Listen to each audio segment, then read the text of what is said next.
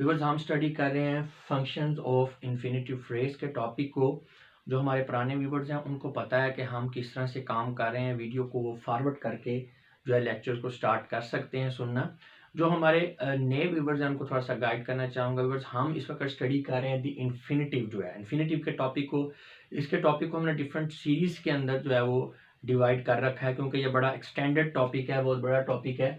तो इससे पहले जो सीरीज थी उसमें हमने जो पढ़ा था वो noun like and verb like function of infinitive पढ़ा था। अब हम पढ़ रहे हैं adverbial functions of infinitive and infinitive phrase. और ये जो सीरीज है उसको भी हमने नेक्स्ट आगे कैटेगराइज किया है, ठीक है। फंक्शंस ऑफ इन्फिनेटिव फ्रेज ए है, फिर बी है, फिर सी है। ये भी आपको बताएंगे कि ये डिवीजन किसकी बेस पे हुई है। अभी हमारा ये जो मेन सीरीज है उसकी ये सब सीरीज है functions of the infinitive phrase. Part इसका ए है।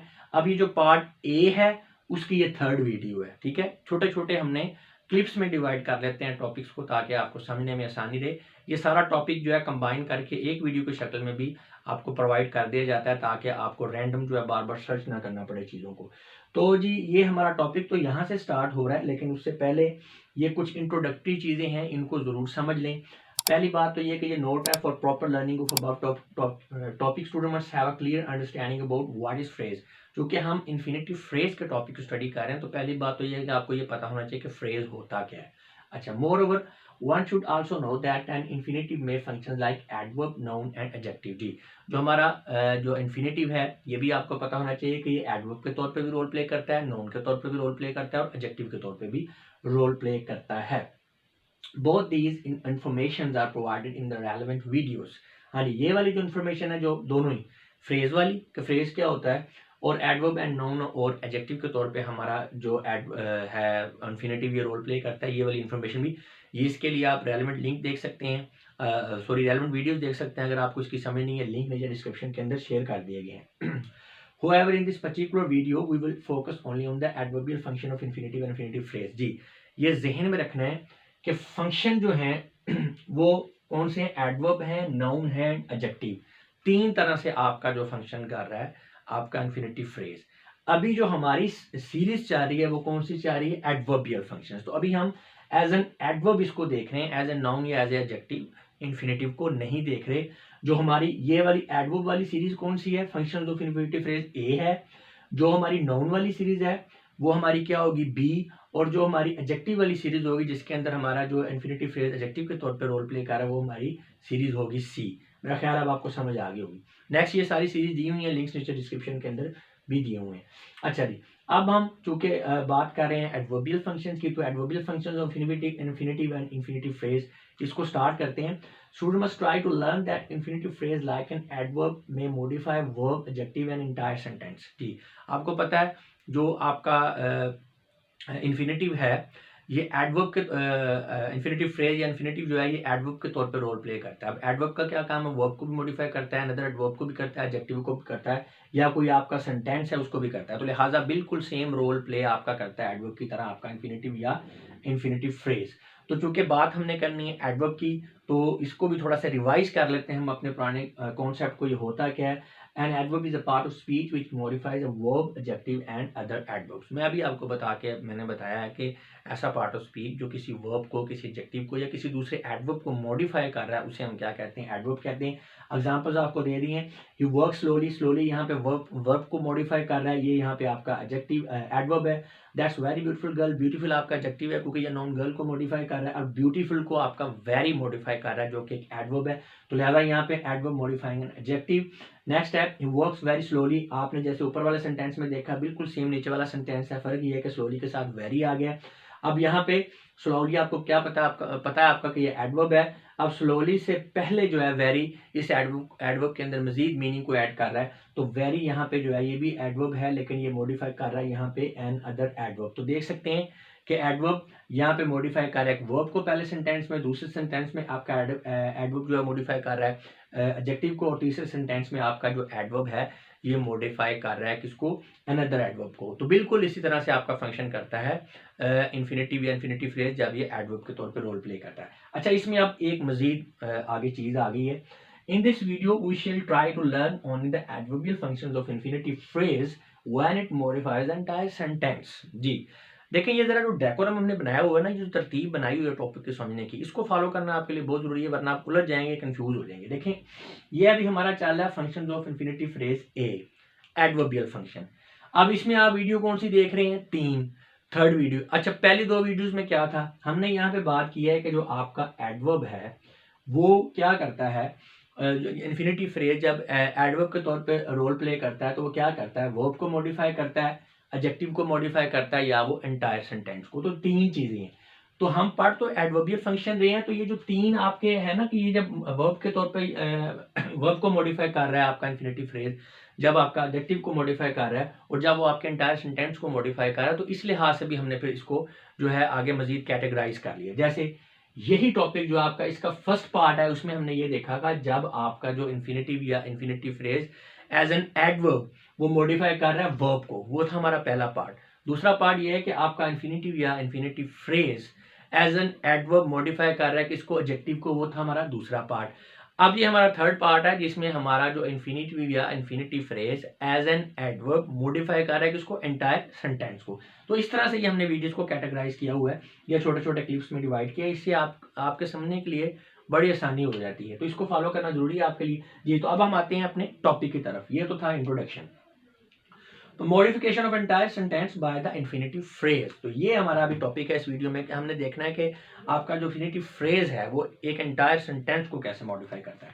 When the infinitive phrases are used as side comments content other than main or actual subject matter of the speaker or writer, these modify the sentence expressing the main subject matter। जी, तो इसमें समझना आपने ये है, देखिए एक sentence है उसके 2 हिस्से हैं। एक होता है आपका मेन सब्जेक्ट मैटर, जिसको मुद्दा कहते हैं, मुद्दा यानी तेजी तेजी में हम मुद्दा ही कह देते हैं, लेकिन मुद्दा वो होता है। तो वो जो आपका मेन आपका इसेंस होती है, मेन सब्जेक्ट मैटर होता है आपका सेंटेंस का, यानी जो जेरे गौर बहस है वो आपका मेन सब्जेक्ट मैटर है। उसके साथ एक दूसरा हिस्सा है सेंटेंस के अंदर, जो कि आप कह लें कि एक कह लें कि साइड कमेंट है, यानी मेन सब्जेक्ट मैटर नहीं है, उसी सब्जेक्ट मैटर से रिलेटेड उसके अंदर कोई बात हो रही है। यानी मेन सब्जेक्ट मैटर है, यानी एक ही सेंटेंस है, उसके 2 हिस्से हैं, एक के अंदर मेन सब्जेक्ट मैटर है, दूसरे हिस्से में जो मेन सब्जेक्ट मैटर है उसी के हवाले से कोई बात हो रही है।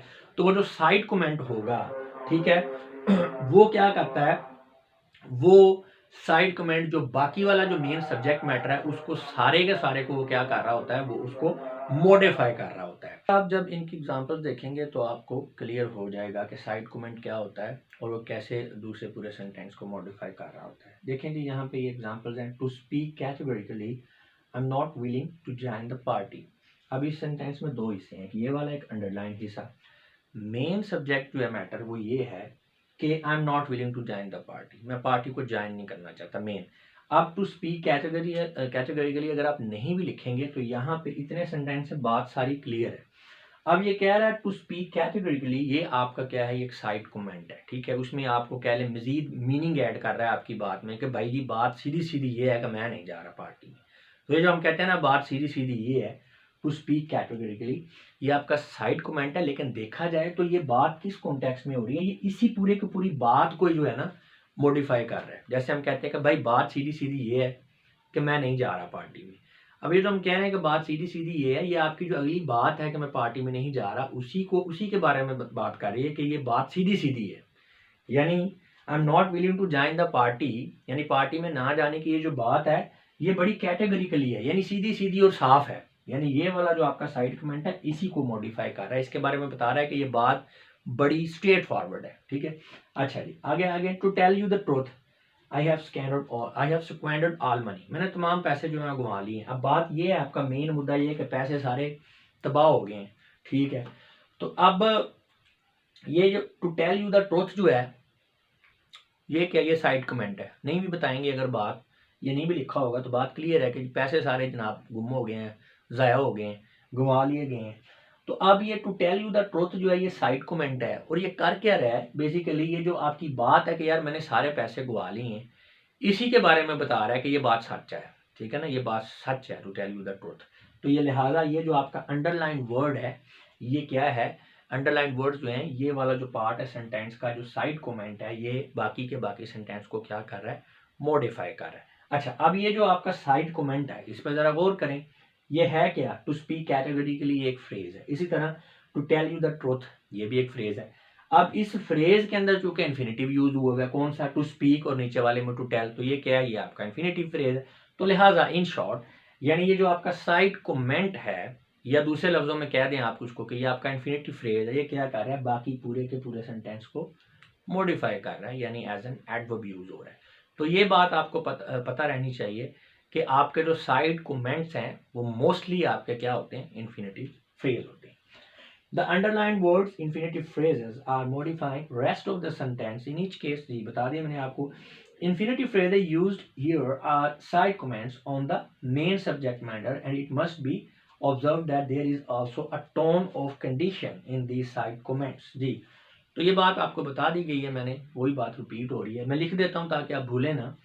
तो जो आपका साइड कमेंट है या आपका मेन सब्जेक्ट मैटर है, इसको मॉडिफाई तो कर रहा होता है, लेकिन उसमें एक और बात नहीं है कि थोड़ी सी इसमें कंडीशनल टोन भी आ रही है कि भाई अगर सीधी बात की जाए तो, यानी कंडीशन है तो नहीं लेकिन टोन आ रही है। जैसे हम कहते हैं ना भाई, अगर वो जल्दी उठेगा तो दफ्तर पहुंच सकेगा, तो अब ये जो जल्दी उठने की क्या कंडीशन है, तो यहाँ पे वो आप कह तो नहीं सकते कि ये कंडीशन है, लेकिन उसमें टोन आ रही है ना लहजे के अंदर, कि शर्त की तरह शर्तिया जुमला बन रहा है कि भाई अगर सच बोला जाए, ये भाई अगर बात सीधी की जाए, तो ये आपको इसमें एक कंडीशनल टोन भी मिलेगी।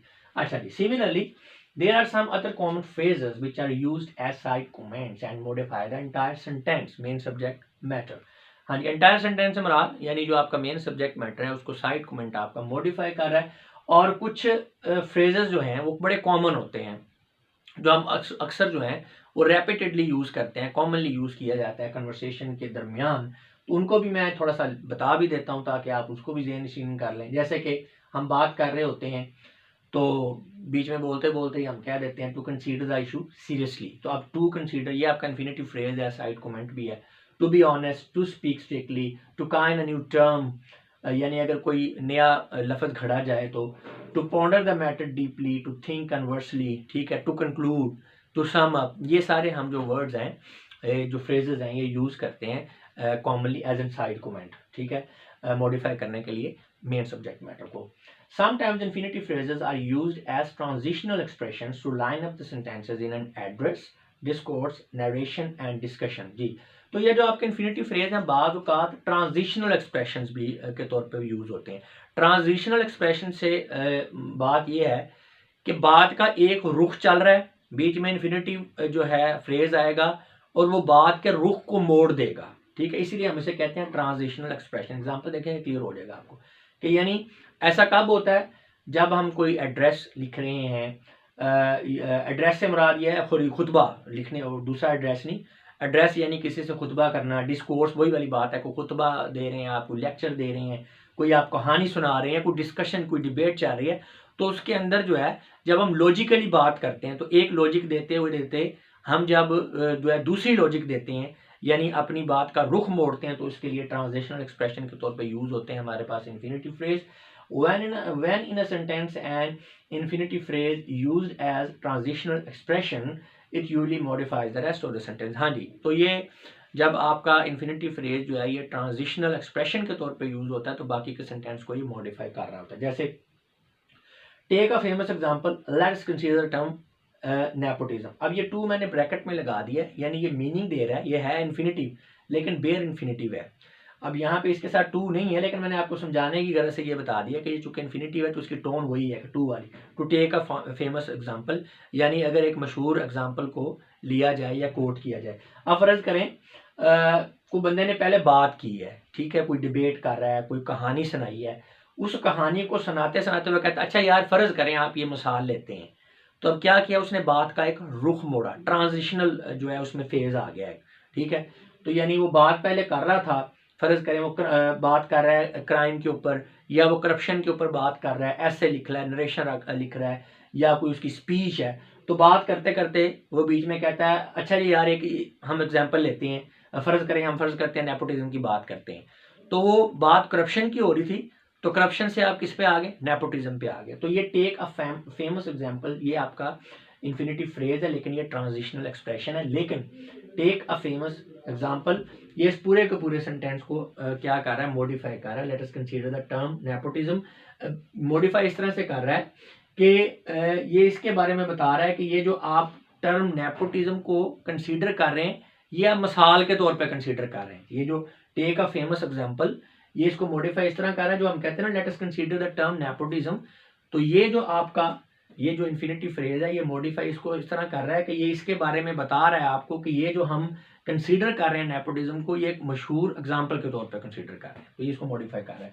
अच्छा जी, in this sentence a plain or bare infinitive is use. यहाँ ये भी मैंने आपको बता दिया, पहले भी बता दिया कि यहाँ पे टू नहीं है, आपको समझाने के लिए लिखा है।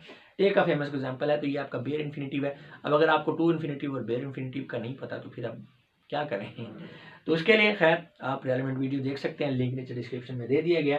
सम other common examples of such phrases include, हाँ जी, और भी बहुत सारी एग्जांपल्स हैं, मैंने जस्ट आपको समझाने के लिए कोट कर दी हैं। जैसे हम कहते हैं to sum up, to conclude, to return to the subject, to mention a few examples, to change the topic. तो ये सारी ट्रांजिशनल आपके एक्सप्रेशंस हैं, ये आपकी बात का रुख मोड़ने के लिए जो है, या लॉजिकली आप बात कर रहे हैं तो कंक्लूड करने के लिए, सम अप करने के लिए यूज होते हैं।